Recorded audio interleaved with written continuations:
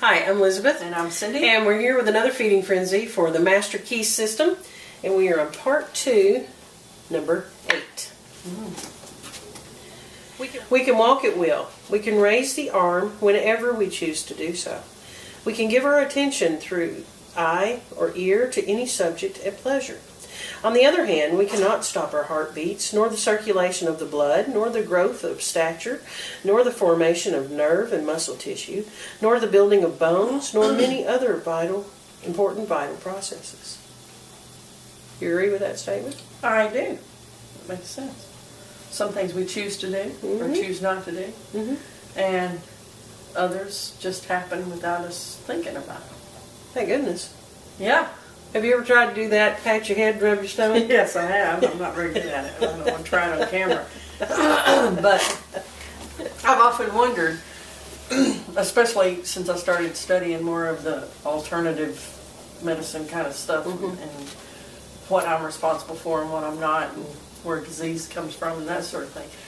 How do we choose to get rid of illness? You know, how do we choose when some things just happen? But I think another important part of that he didn't just come out and say was that all those things he mentioned that just happen without us thinking about them are all for our benefit. And that the disease and illness comes from stunning that growth in those processes. You know, so instead of us choosing to have disease, we're choosing to stop important processes from going on. That's a really good point, yes. Yes. However, I don't think it's a conscious choice. I think it's a subconscious choice based on conscious choices for other things. Does that make sense? Explain a little further. If I allow stress in my life, I'm not consciously choosing to be sick. Right.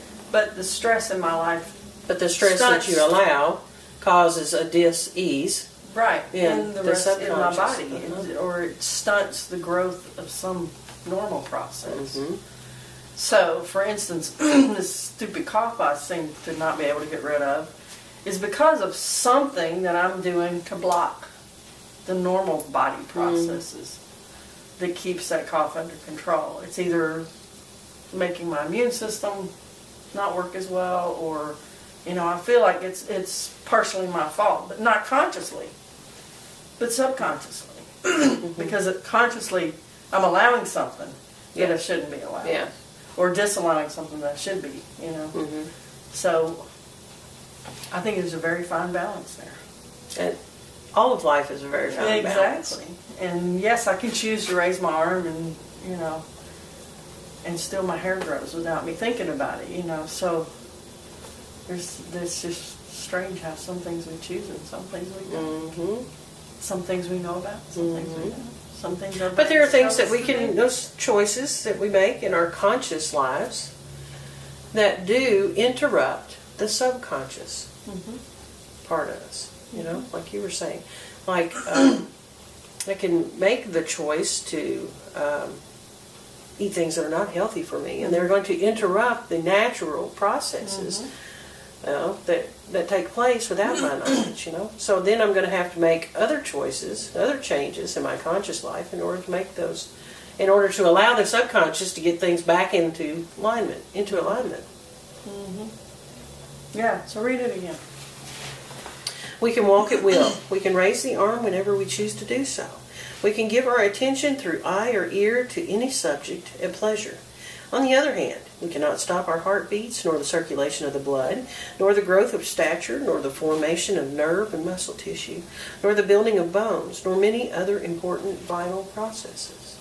So he doesn't explain anything there. He's just making a statement. He's just making a statement, and I agree with that. I agree with that statement. Well, yeah, there's certain things. And that just proves, it's another proof of me of the conscious and the subconscious mind existing in parallel to one another.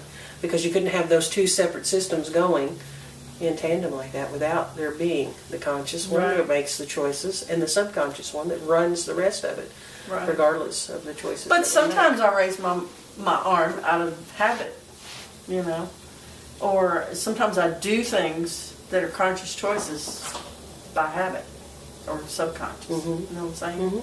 Like when I get in the shower, I don't think about, okay, do I wash my hair first or, use soap, whatever. Sure. It just happens because I've done it for so many times. So I think they almost overlap, or they almost. Well, I believe that we together. can, through conscious choice, put things into our subconscious, just like we were doing with these studies. I think that we can put things into our subconscious that become habits of our consciousness. Yeah. And I think that's what you're talking about there. I don't think about putting the seatbelt on anymore. Right. I get in and it's just a habit. But I think But that's it is a something choice. that I put there. It's still out a of habit. choice. Yeah, sure. You can still choose not to. Now, a lot of times we get in the car and everybody's seatbelt's on before we remember we've got to get the mail. So we have to undo that choice because it's such a habit. But it's still a choice, even though it's a habit. Good stuff. That's good stuff. Tree.